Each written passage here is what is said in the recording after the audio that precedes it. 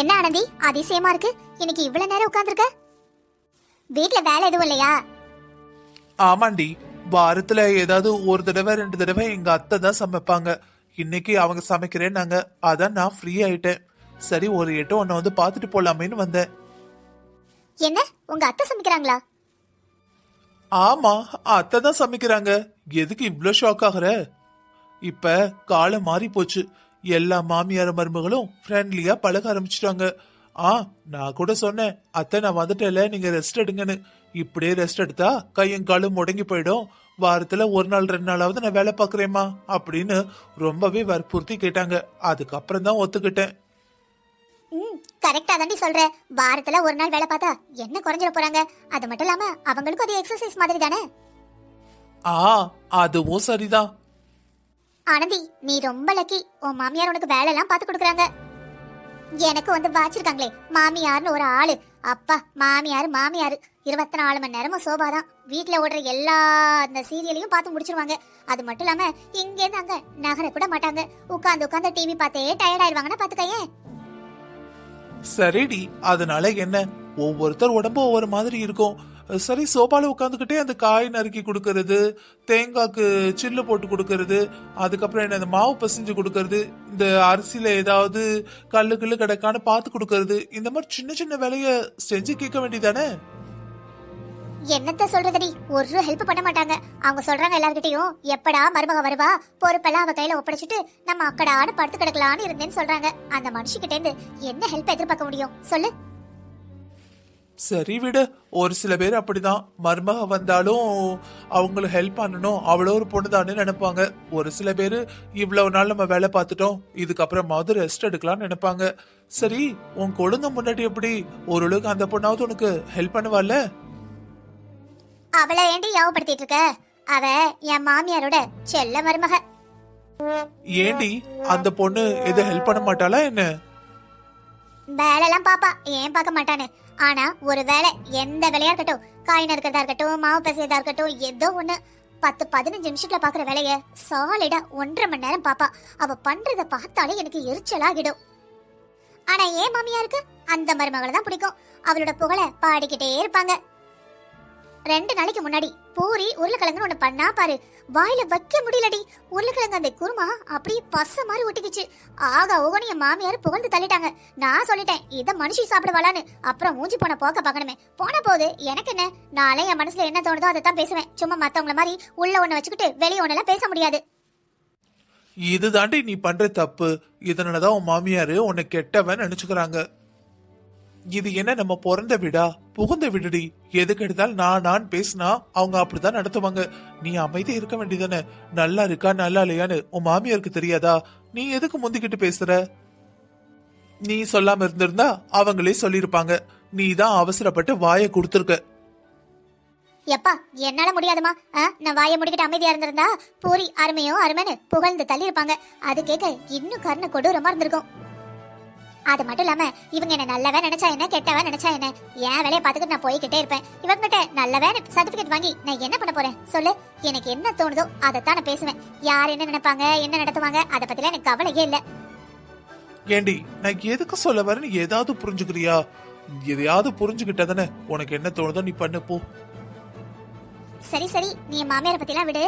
நம்ம ஃப்ரெண்டு பிரியா இருந்தாலே, அவளுக்கும் புருஷனுக்கும் ஏதோ சண்டைன்னு சொல்லிக்கிட்டு இருந்தாங்க, அதெல்லாம் உண்மையா?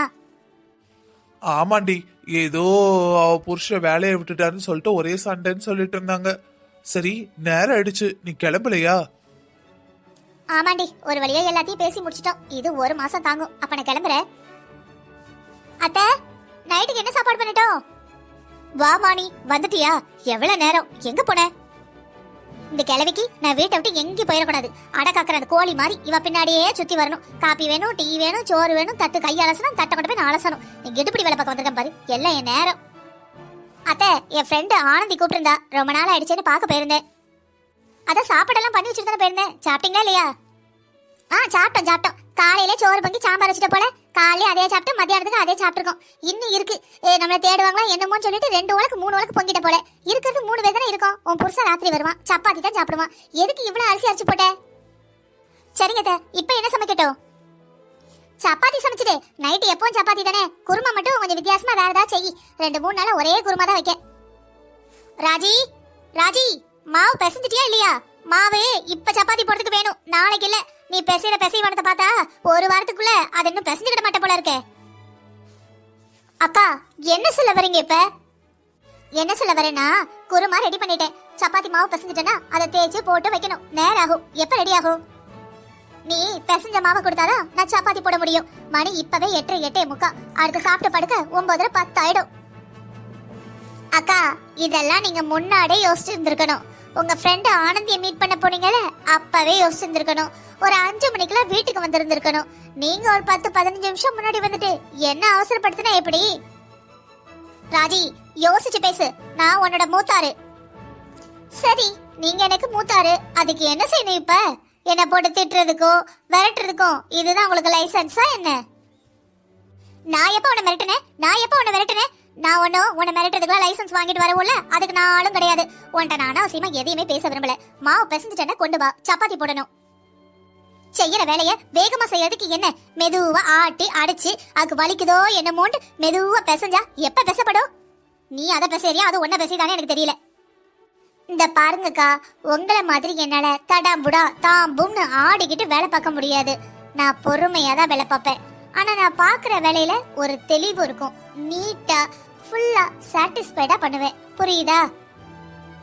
ஏமா, அப்படி என்ன நீ என்னோட அழகா பொறுமையா சாட்டிஸ்ஃபைடா வேலை பார்த்து கிழிச்சிட்ட? அக்கா, சப்பாத்திக்கு நீங்க மாவு பிசைஞ்சா என்னைக்காவது அது சாஃப்டா இருந்திருக்கா? தூக்கி அடிச்சா 1.5 டன் வெயிட்ங்கிற மாதிரி இருக்கும். ஆனா நான் பிசைஞ்ச சப்பாத்தி மாவை தொட்டு பாருங்க, சாஃப்டா இருக்கும். ஆமா ஆமா, நான் பிசைஞ்ச சப்பாத்தி மாவு நல்லா இல்லாம, நான் போட்ட சப்பாத்தி நல்லா இல்லாம தான் ஆளுக்கு 15-20 உள்ள தள்ளுறீங்க. ஒரு ஆளுக்கு மினிமம் 10 சாப்பிடுறீங்க. நல்லா இல்லாமல சாப்பிடுறீங்க. ஆமா ஆமா, நீங்க பண்ற ஃபுட்டு, அதோட டேஸ்ட், அதோட லட்சணம் அதான் நான் பாத்துக்கிட்டு தானே இருக்கிறேன். இந்த பாரு ராஜி, கொஞ்சம் மட்டும் நிறுத்து. நான் உன் மூத்தாரு, அந்த மதிப்பு இருக்கட்டும். உனக்கு வேலை பார்க்க இஷ்டம்னா பாரு, வேலை பார்க்க இஷ்டம் இல்லைன்னா முதல்ல சொல்லிடு. எல்லா வேலையும் தனியா ஒத்தாளா என்ன செய்ய எனக்கு தெரியும். நான் கடன்னு 10 நிமிஷத்துல செஞ்சு முடிச்சிடுவேன். அப்ப செய்ய வேண்டியது தானே, ஏன் எதுக்கு வேலை சொல்லிட்டு இருக்கீங்க?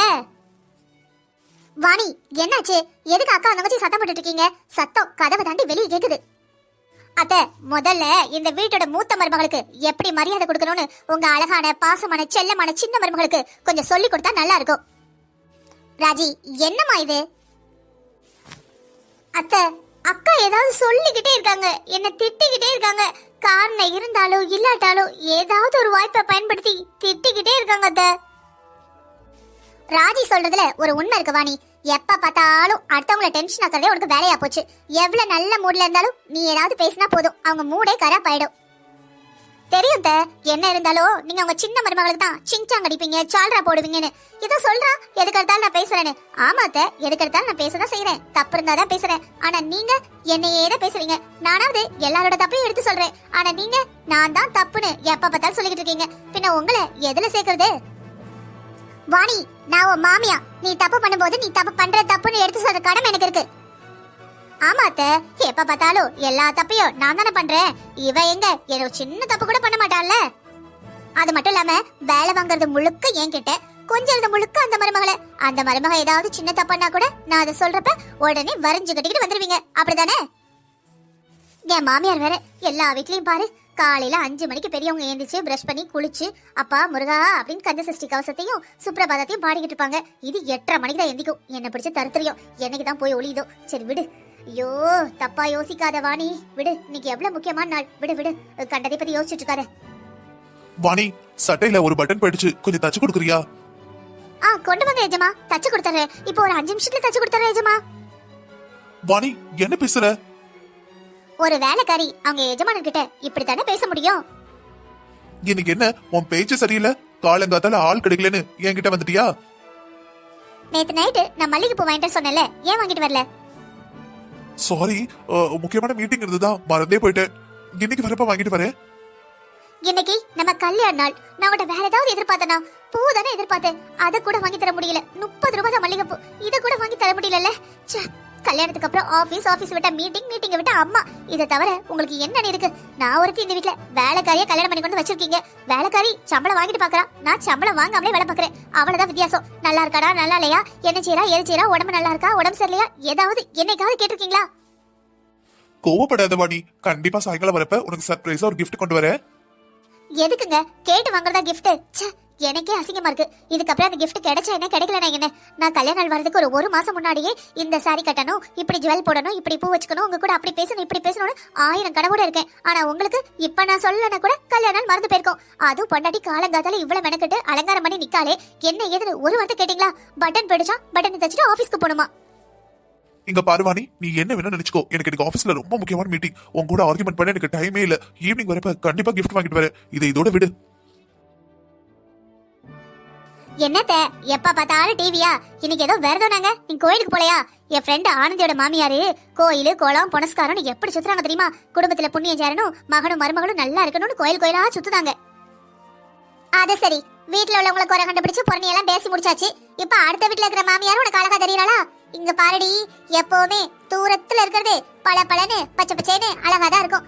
பக்கத்துல போய் பார்த்தாதான் அது ஒரிஜினலா காணல் நீரானே தெரியும். அதாவது இக்கரைக்கு அக்கறை பச்சைன்னு சொல்றேன், புரியுதா? ஏத்த என்ன வேணா சொல்லுங்க, ஆனா என் ஃப்ரெண்ட்ஸோட மாமியார்லாம் நல்லவங்க தான். ஏன்னா அட்லீஸ்ட் குறைஞ்சது 24 மணி நேரமும் அந்த டிவி முன்னாலேயாவது உட்காராம இருக்காங்கல்ல. உனக்கு இப்ப என்னடி பண்ணணும்? அம்மா முதலாளி நீங்க உட்கார்ந்து படம் பாருங்கம்மா, நான் போய் வேலை பாக்குறேன் அப்படின்னு உன்னை கால் மேல கால் போட்டு உட்கார டிவி பார்க்க வச்சுட்டு அதுக்கப்புறம் நான் போய் வேலை பார்க்கணுமா? அத்தை நான் எப்ப அப்படி சொன்னேன்? நான் என்ன சொல்ல வரேன்னா, கொஞ்சமாவது வேலை பாருங்க. குனிஞ்சு நிமிந்து வேலை பார்த்தாதான் வயிற்றுல இருக்கிற கொழுப்பு கரையும். அப்படி கை அங்கங்க நாட்டினாதான் கை கொஞ்சமாட்டு ஜாம் ஆகாம நல்லா இருக்கும். இல்லைன்னா அப்படியே பக்கம் அந்த மாதிரி படுத்துற போறீங்க. உன்கிட்ட பேசி ஒரு பைசாக்கு பிரயோஜனம் இல்ல. உங்க ஆத்தாவும் அப்பனும் உன்னை அப்படி வளர்த்துருக்காங்க, நீ என்ன செய்வ? இங்க பாருங்க, என்ன பத்தி என்ன விட பேசுங்க. எங்க அப்பா அம்மா பத்தி எல்லாம் பேசுற வேலையை வச்சுக்காதீங்க. பின்ன நான் திருப்பி கேட்பேன், உங்க அப்பா அம்மா உங்களை எப்படி வளர்த்தாங்கன்னு. அக்கா அத்தை கிட்ட என்ன பேசுறீங்க? பெரியவங்கிட்ட எப்படி பேசணும்னு உங்களுக்கு கொஞ்சம் கூட விவசாயே இல்லையா? இந்த வந்துட்டாங்கல்ல சிங்சா. அக்கா என்ன பேசுறோம் ஏது பேசுறோம்னு கொஞ்சம் யோசிச்சு பேசுங்க. வயசுக்கு தகுந்த மாதிரி நடந்துக்காங்க. மறுநாள் வாணியோட அத்தை பொண்ணு அவளை பார்க்க வந்திருந்தா. வாணியக்கா, நான் கல்யாணம் பண்ணி போகும்போது எவ்வளவு பயந்து தெரியுமா? ரொம்ப பெரிய பணக்கார வீடா இருக்காங்களே, நம்மள திட்டுவாங்களோ, நம்மள எப்படி நடத்துவாங்களோன்னு யோசிச்சேன். ஆனா அவங்க எல்லாரும் எவ்வளவு நல்லவங்க தெரியுமா? சின்ன சின்ன விஷயத்துக்கு என்ன கண்டுக்கவே மாட்டாங்க. என் வீட்டுல எப்படி இருந்தனோ அப்படிதான் அங்கே இருக்கேன். அது மட்டும் இல்லாம என்ன தாங்குறாங்க. நான் ஏதாவது வேணும்னு சொன்னா கூட போதும், உடனே செஞ்சு தரதுக்கு 5-6 வேலைக்காரங்க கூட இருக்காங்க. இருந்தாலும் எங்க அத்தை எனக்காக எல்லாத்தையும் பார்த்து பண்ணுவாங்க. என் மாமியார் வீட்டுல இருக்கிறவங்க எல்லாரும் நல்லவங்கக்கா. அதுவும் குறிப்பா என் மாமியார் ரொம்ப ரொம்ப நல்லவங்க. அப்படியா? பரவாயில்லையே, இந்த காலத்துல இவ்வளவு நல்லவங்க இருக்கதான் செய்யறாங்க. சரி, வெளியே நிக்கே அந்த காரு மாமா தானே உனக்கு கிஃப்ட் பண்ணாங்க? இல்லக்கா, அப்பா கிஃப்ட் பண்ணது இதே மாதிரி கார் தான். ஆனா அது சின்னது.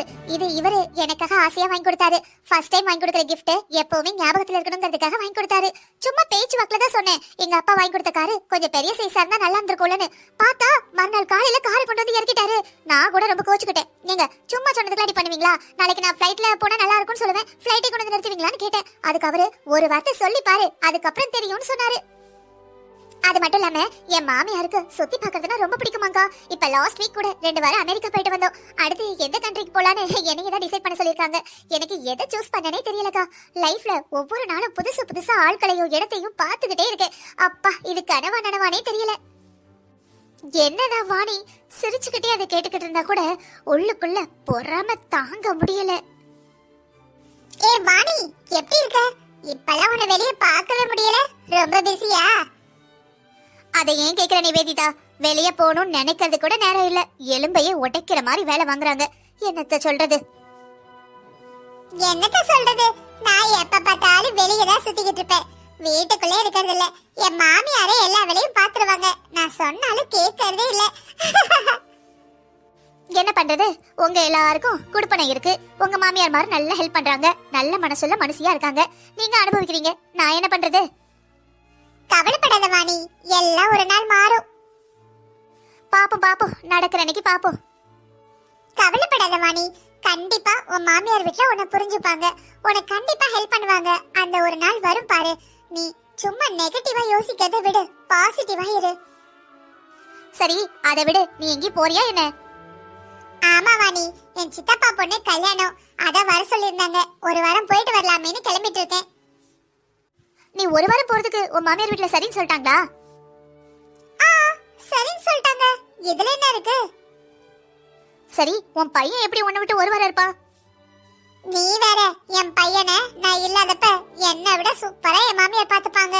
லாஸ்ட் டைம் அந்த பிஹெச்டி எழுதிட்டு இருந்தேன்ல, அப்ப ஒரு 1 மந்த் வெளியே போக வேண்டி இருந்தது ரிசர்ச்காக. என் மாமியார் தான் பாத்துக்கிட்டாங்க. அவன் ஒரு மாசமும் என்னை தேடவே இல்லை. நானாவது அவனுக்கு கொஞ்சம் தான் செய்வேன். என் மாமியார் அவனை கீழே இறக்கி கூட விட மாட்டாங்க. பின்ன எதுக்கு அவன் என்ன தேட போறான் சொல்லு? அது சரி, உன் மாமியாக்காரி பாசமானவங்கன்னா உன் பையன் ரொம்ப அமைதியான தங்கமான புள்ள போல. எல்லாருக்கும் இப்படி கொடுத்து வைக்குமா? இது எல்லாத்தையும் கேட்டதுக்கு அப்புறம் வாணிக்கு தன்னோட மாமியார் வீட்டுக்காரங்க தான் ரொம்பவே கெட்டவங்களா தெரிஞ்சாங்க. அது மட்டும் இல்லாம தான் ஃப்ரெண்டோட பையனோட தான் பையனை கம்பேர் பண்ணி ரொம்பவே டென்ஷன் ஆயிட்டா.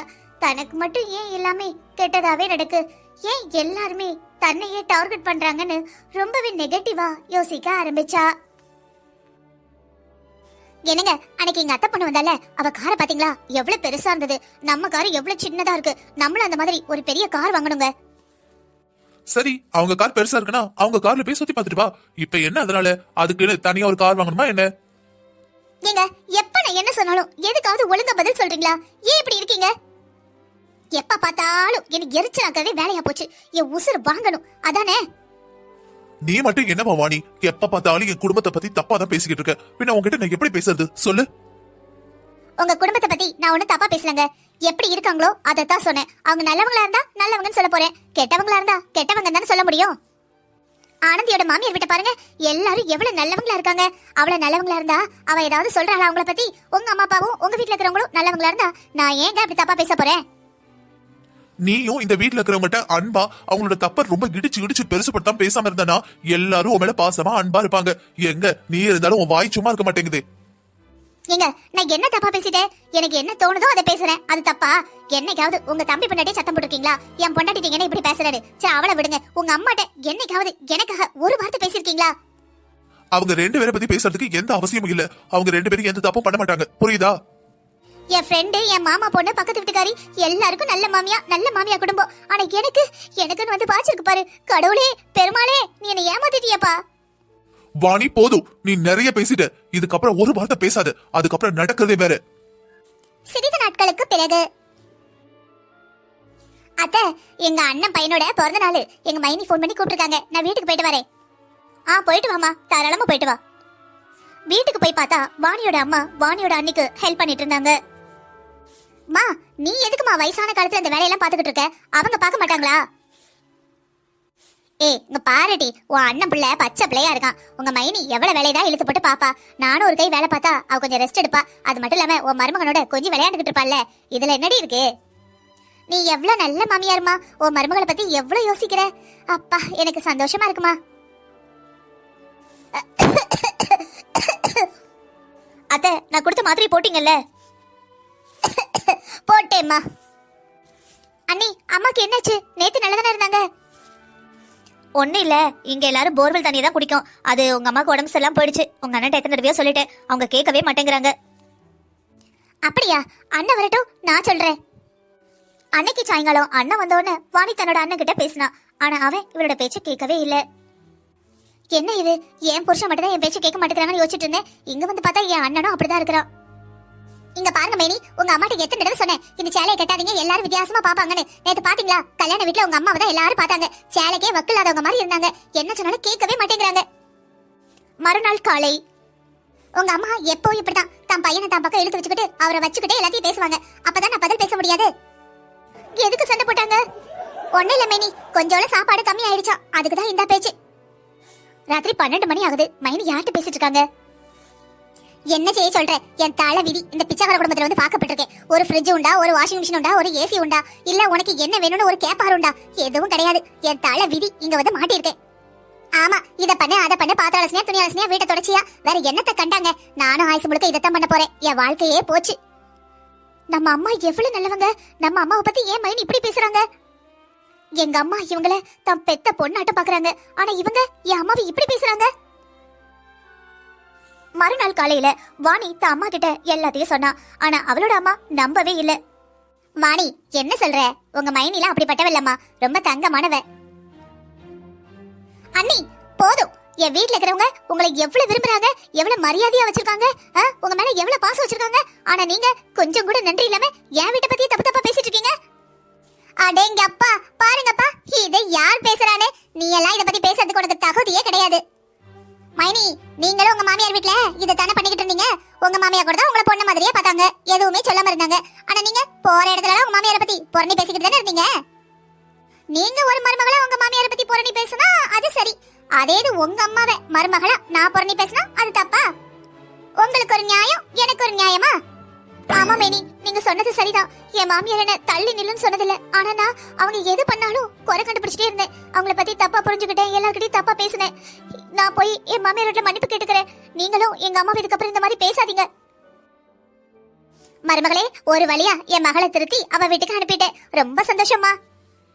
மக்களே, நீங்களும் உங்க மாமியார், நாத்தனார், அதுக்கப்புறம் ஓரகத்திய பத்திலாம் ரொம்ப வெளியே போய் தப்பு தப்பா பேசாம கொஞ்சம் ஒரு சில குறைகள் இருந்தாலும் அட்ஜஸ்ட் பண்ணி வாழுங்க. குடும்பம்னா கொஞ்சம் அப்படி இப்படிதான் இருக்கும். கூட பிறந்தவங்களே ஒத்துமையா ஒரே மாதிரி இருக்கிறது இல்ல. எல்லாரும் வேற வேற வீட்ல இருந்து வந்து ஒரே வீட்ல இருக்கும். அப்ப சின்ன சின்ன பிரச்சனைகளும் சின்ன சின்ன கருத்து வேறுபாடுகளும் வரதானே செய்யும். சரிங்க, இந்த கதை உங்களுக்கு பிடிச்சிருந்ததுன்னா மறக்காம லைக் பண்ணுங்க, நம்ம சேனலை சப்ஸ்கிரைப் பண்ணி சப்போர்ட் பண்ணுங்க. உங்கள எத்தனை பேரு என் மக வாணி மாதிரி தொட்டதுக்கெல்லாம் கோவப்படுறீங்க? இங்க பாருங்க பேர பிள்ளைகளா, கோவப்பட்டா கிடைக்க போறதை விட இழக்கிறது தான் அதிகம். கோவப்படக்கூடாது, சரியா? கோபம் குலநாசம். இந்த பாட்டியம்மா அட்வைஸ் பிடிச்சிருந்ததுன்னா இந்த பாட்டியம்மாக்கு ஹாய்னு ஒரு கமெண்ட் பண்ணுங்க.